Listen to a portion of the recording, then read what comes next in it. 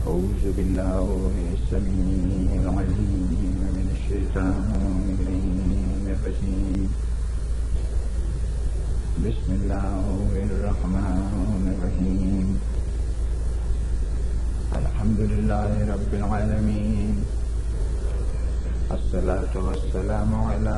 أشرف الأنبياء والمرسلين وعلى آله وعترته وأهل بيته الطيبين الطاهرين المعصومين أما بعد فقد قال الله تعالى وتباركه في محكم كتابه المبين قوله الحق بسم الله الرحمن الرحيم إنا نحن نزلنا الذكر وإنا له لحافظون صلوات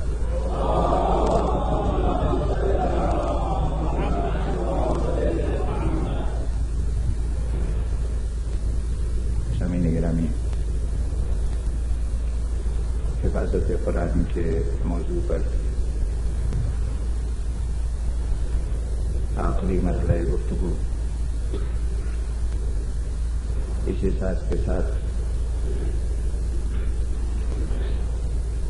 کہ میں اس مختصر سی مدت میں اس موضوع کے ساتھ اتنا بھی انصاف نہیں کر سکا جس کی استطاعت اللہ نے مجھے عطا کی تھی۔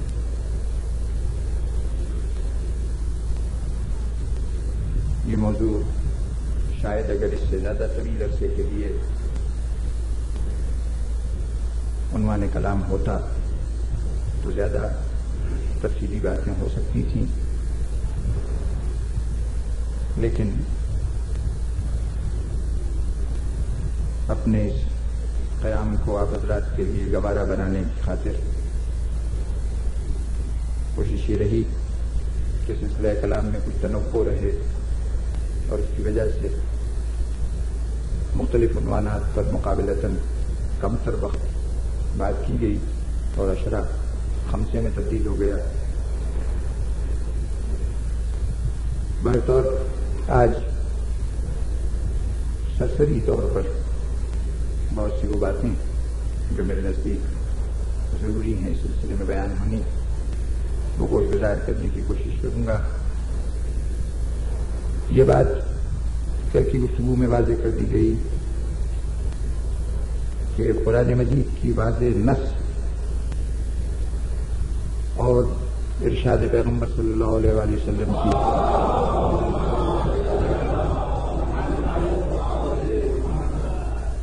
مستند بنیاد پر اور پھر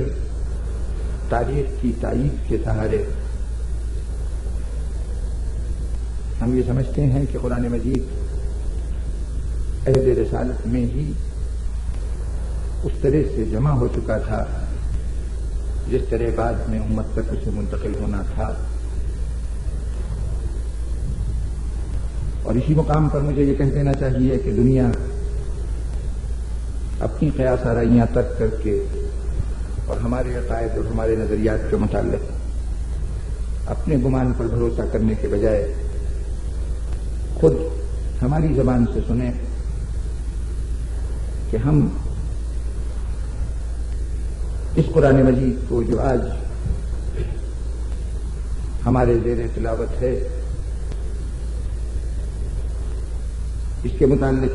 ہمارا ایمان یہ ہے کہ یہ قرآن مجید اسی طرح سے خود پیغمبر صلی اللہ علیہ وسلم کی ذات گرامی نے ہم تک منتقل کیا ہے۔ اس میں نہ کسی فرد بشر کی طرف سے کوئی اضافہ ہوا ہے نہ کوئی کمی ہوئی، اور کوئی فرد بشر اس میں کمی یا اضافہ کر ہی نہیں سکتا تھا، اس لیے کہ خدا کے اس اعلان کے بعد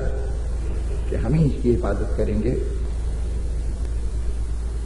کام حفاظت کا اتنا بڑا تھا کہ انسان پر اس کام کو ڈالنے کے بجائے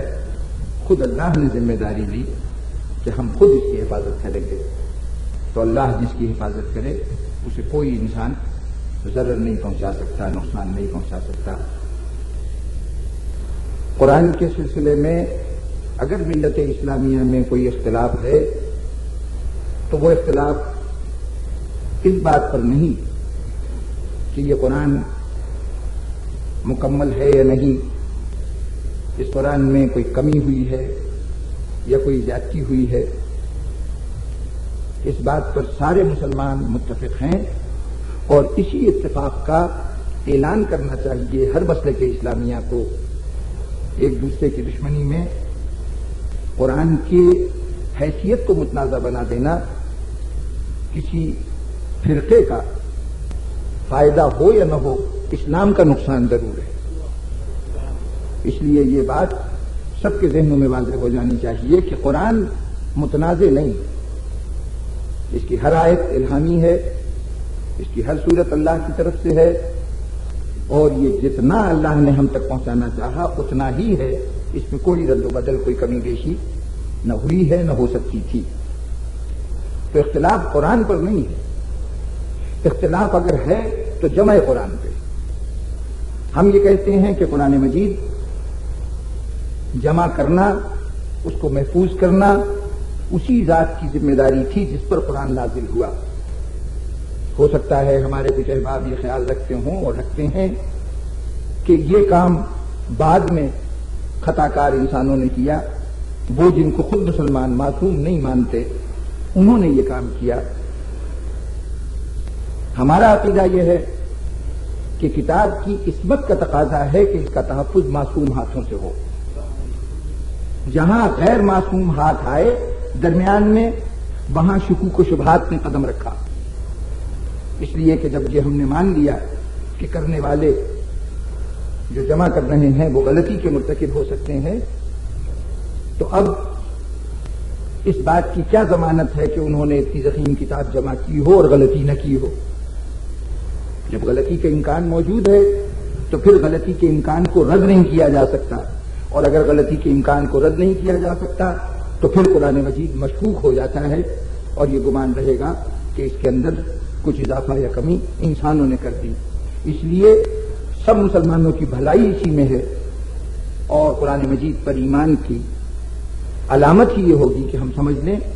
کہ یہ جس نے نازل کیا تھا اسی نے یہ انتظام کیا تھا کہ جس پر نازل کیا جائے وہی اس کو محفوظ کر جائے۔ اب جب ہم نص قرآن، نص حدیث اور تاریخ کے شواہد سے اس نتیجے پر پہنچ گئے کہ قرآن مجید عہد رسالت میں جمع ہو چکا تھا، تو اس تصور کا ایک منطقی اور لازمی نتیجہ یہ ہے کہ ہم یہ بھی مانیں کہ قرآن مجید کی ترتیب بھی اسی طرح سے ہے کہ جس طرح سے رسول نے چاہی۔ یہ غلط فہمی اگر یہاں موجود کسی شخصیت کے ذہن میں ہو یا یہاں سے باہر کسی کے ذہن میں ہو تو دور ہو جانی چاہیے کہ چلیے قرآن تو ہے سارے کا سارا اللہ کی طرف سے، کمی زیادتی بھی نہیں ہوئی، لیکن اس کا تو امکان ہے کہ کوئی آیت کہیں کی ہو اور کہیں رکھ دی جائے۔ ایسی بہت سی باتیں بارہا بہت سے لوگوں کی طرف سے ان باتوں کا گمان ظاہر کیا جاتا ہے، لیکن میں عرض کر دوں کہ اور کوئی مسلک اگر یہ بات کہہ دے کہ ترتیب و منشاء خدا نہیں ہے تو شاید ان کی گزر اوقات ہو جائے، لیکن ہمارے لیے کچھ فقہی مجبوریاں ہیں کہ ہم یہ بات مان ہی نہیں سکتے، اور وہ فقہی مجبوری یہ ہے کہ صرف ایک مقام ہے عبادتوں میں یا زندگی میں کہ جہاں قرآن مجید کی تلاوت مستحب نہیں ہوتی، واجب ہو جاتی ہے۔ صرف ایک ہی ایسی عبادت ہے کہ جس میں تلاوت قرآن وجوب کی حیثیت رکھتی ہے، اور وہ عبادت کون سی ہے؟ نماز کی عبادت، جس میں قرأت کے بغیر، قرأت قرآن کے بغیر نماز درست نہیں ہوگی، باطل ہو جائے گی۔ اس عبادت کے لیے اوروں نے یہ کہا کہ سورہ الحمد پڑھ لی جائے اور 3 آیتیں، کوئی 3 آیتیں اس کے علاوہ پڑھ لی جائیں تو نماز کے لیے کفایت کر دیتی ہیں، ضرورت پوری ہو جاتی ہے، مسئلہ حل ہو جاتا ہے، نماز ہو جائے گی۔ لیکن آپ کے لیے یہ راستہ نہیں رکھا گیا، بلکہ آپ کے ہاں حکم شرع یہ ہے کہ جب تک پوری سورہ تلاوت نہ کی جائے سورہ حمد کے بعد، تو اس وقت تک 2 رکعتوں میں، پہلی 2 رکعتیں جو نمازوں کی ہیں تمام واجب نمازوں کی، تو اگر پوری سورہ تلاوت نہ کی جائے تو وہ نماز درست نہیں ہوگی۔ یہ وہ فیصلہ ہے کہ جس پر ظاہر ہے کہ تمام ائمہ کا اتفاق، اور اس کے بعد یہ مسئلہ اجتہادی مسئلہ بھی نہیں ہے کہ کوئی مجتہد اختلاف کرے، کیونکہ نص موجود ہے معصوم کی، اس لیے کوئی صورت نہیں سوائے اس بات کو ماننے کے کہ کسی فقیہ کا مقلد کیوں نہ ہو، اس کے لیے ضروری ہے کہ واجب نمازوں میں سورہ حمد کے بعد پہلی 2 رکعتوں میں کوئی سورہ مکمل پڑھے۔ اب اگر کسی سورے میں، اب آزادی ہے کوئی سورہ پڑھ سکتا ہے، اگر کسی سورے میں صورتحال یہ ہو کہ اس میں وہ آیتیں نہ ہوں جو اس سورے کی ہیں، وہ آیات اس میں نہ ہوں جو اس سورے کی ہیں، تو جس سورے سے وہ آیتیں نکلی ہوں گی وہ سورے تو مکمل نہ ہوئی۔ ایسی صورت میں کچھ صورتیں نامکمل ہو جائیں گی، کچھ زائد ہو جائیں گی اپنی اصل طوالت سے، جتنی آیتیں اس میں رکھی گئی ہیں اس سے اضافہ ہو جائے گا۔ لیکن جب فقہ کا یہ حکم موجود ہے کہ جو سورے دل چاہے پڑھیں، لیکن جو سورے بھی پڑھیں گے اس کو مکمل پڑھیں گے، تو اس کا مطلب یہ ہے کہ جن ائمہ نے یہ حکم دیا ہے وہ اس بات سے آگاہ ہیں کہ ہر سورے اپنی جگہ پر مکمل ہے، اگر مکمل نہ ہوتی تو یہ فتوے کی گنجائش ہی نہیں تھی۔ اور ائمہ کا یہ ارشاد خود اپنے طور پر ایک دلیل ہے اور ہمارے لیے کافی ہے، ہمیں کسی اور دلیل کی ضرورت نہیں، لیکن قرآن مجید نے خود بڑے واضح طور پر سوروں کے مکمل ہونے کی سند فراہم کی ہے، اور اس سند کے بعد گنجائش نہیں رہ جاتی کہ ہم اپنی قیاس آرائی سے کام لیں یا کسی راوی یا کسی کہنے والے کی بات پر شبہ کرتے ہوئے یہ گمان کریں کہ کوئی سورے اپنی آیات کی ترتیب یا آیات کی تعداد کے اعتبار سے کم یا زیادہ ہے۔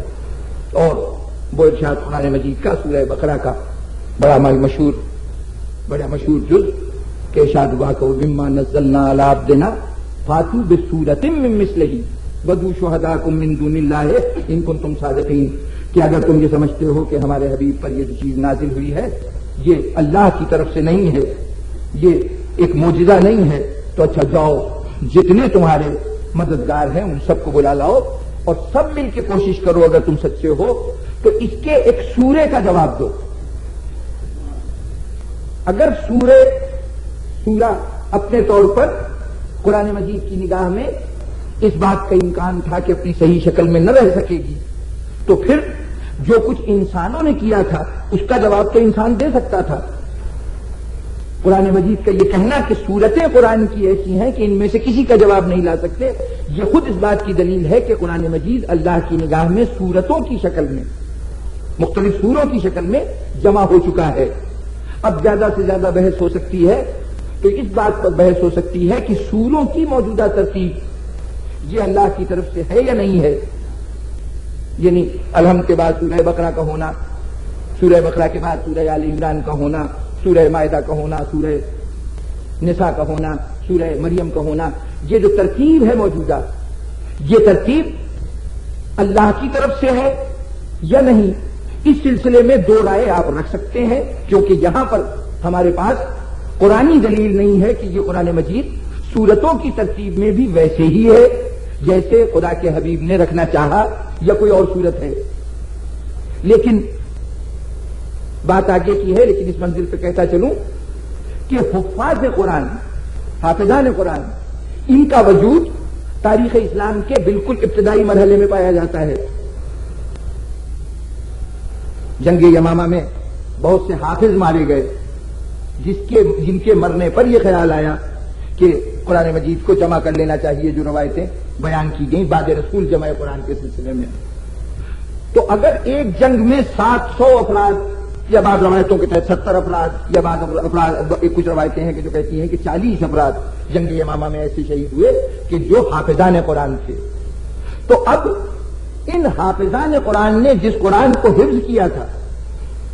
اگر اس میں کوئی ترتیب نہیں تھی تو دنیا کا کوئی طریقہ نہیں ہے کہ یہ معلوم کیا جائے کہ اس نے حفظ کیا بھی ہے کہ نہیں.